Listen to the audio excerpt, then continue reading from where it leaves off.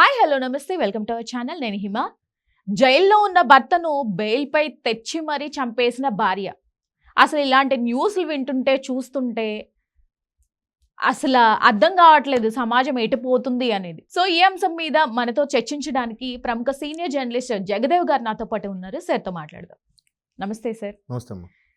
Sir, కుక్కర్లో ఉడికించడం, బిర్యానీ లో tablets కలిపి పౌడర్ చేయడం అన్నీ అయిపోయాయి. ఇప్పుడు కసి కొద్దీ జైలులో ఉన్న భర్తను బెయిల్ మీద తెచ్చి మరీ చంపేసిన భార్య.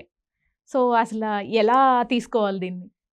ఎలా తీసుకోవాలంటే అసలు సోషల్ మీడియాలో కూడా ఇవే ఎక్కువ వైరల్ అవుతున్నాయి. మంచిని అస్సలు ఎవడు టెలికాస్ట్ చేయట్లే. ఒకరు ఇద్దరు బాగుంది ఆ వీడియో అంతే. ఇట్లాంటివైతే అసలు అదే అంటారు కదా, మంచి గడప దాటేలోపు చెడు ఊరు దాటేస్తుంది.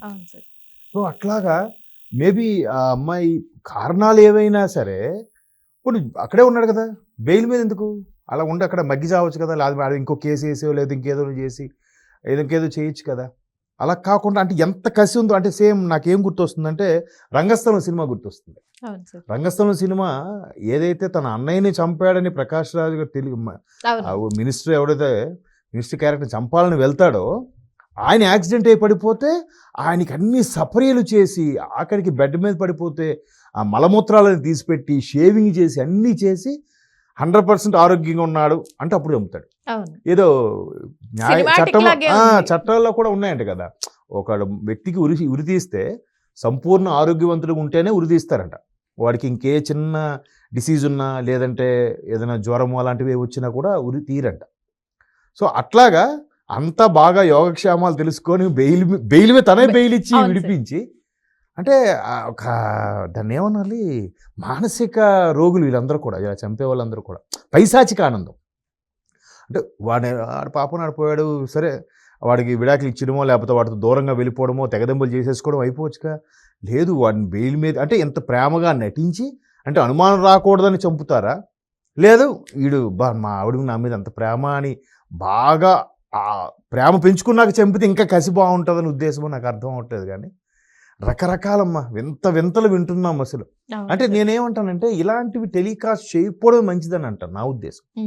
ఇట్లాంటివి ఉండడం వల్ల అలాంటి థాట్స్ ఉన్న వాళ్ళందరూ ఓహో ఎక్కడ ఒక ఆవిడ చేసిందిరా సో మనము చేయొచ్చు, అక్కడ ఆడలా చేశాడరా మనము చేయొచ్చు, ఇట్లా అంటే ఎడ్జ్ వరకు వచ్చి ఆగిపోయే వాళ్ళు కూడా గీత దాటేస్తారు. సో ఇలాంటివి ప్రచురించకుండా ఉండడమే మంచిది. కానీ లోకమంతా 99 ఛానల్స్ ప్రచురించాక ఒక ఛానల్ మనం ప్రచురించాలంటే మన ఎవడు చూస్తాడు? వీళ్ళంటే అప్డేట్ ఉండదురా. ఎలాగే ఉంది కదా మన పూరి జగన్నాథ్ గారు డైలాగ్ చెప్పినట్టుగా గాంధీ సినిమా 100 రోజులు ఆడదు, కడప కింగ్ అంటే 100 days 200 centers అంట. సో అట్లాంటి మెంటాలిటీసు అటువంటి యాటిట్యూడ్ ఉన్న ప్రస్తుత సమాజం అంటే కలియుగం, అదేనేమో కలియుగ ప్రభావం. రకరకాల రోజు కూడా వినాల్సి వస్తుంది, విస్తుపోతున్నాం అసలు కదా. ఇంత దారుణంగా చంపాలా, ఎంత ఇదిగా చేయాలా? మరి ఒక ఆమె అయితే హనీమూన్కి తీసుకెళ్ళి మరీ లేపేసిందంట ప్రియుడిని పిలిపించి. మరి ఇంకో ఆమె నుంచి సిలిండర్ పేలినట్టుగా మొత్తం అన్ని ఏదో విషం ఏదో ఇచ్చేసి సిలిండర్ పేల్చేసి వెళ్ళిపోయిందంట, గ్యాస్ లీక్ చేసేసి.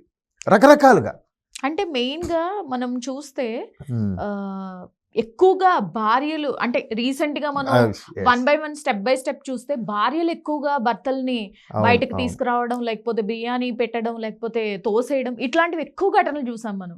అవును, విక్టిమ్స్ ఎక్కువ మగవాళ్ళే అవుతున్నారు, అక్యూజ్డ్ అంతా ఆడవాళ్ళుగా ఉంటున్నారు, ఎక్కువ పర్సెంటేజ్ పెరిగింది. అబ్బాయిలు జర జాగ్రత్తగా ఉండాలి మరి.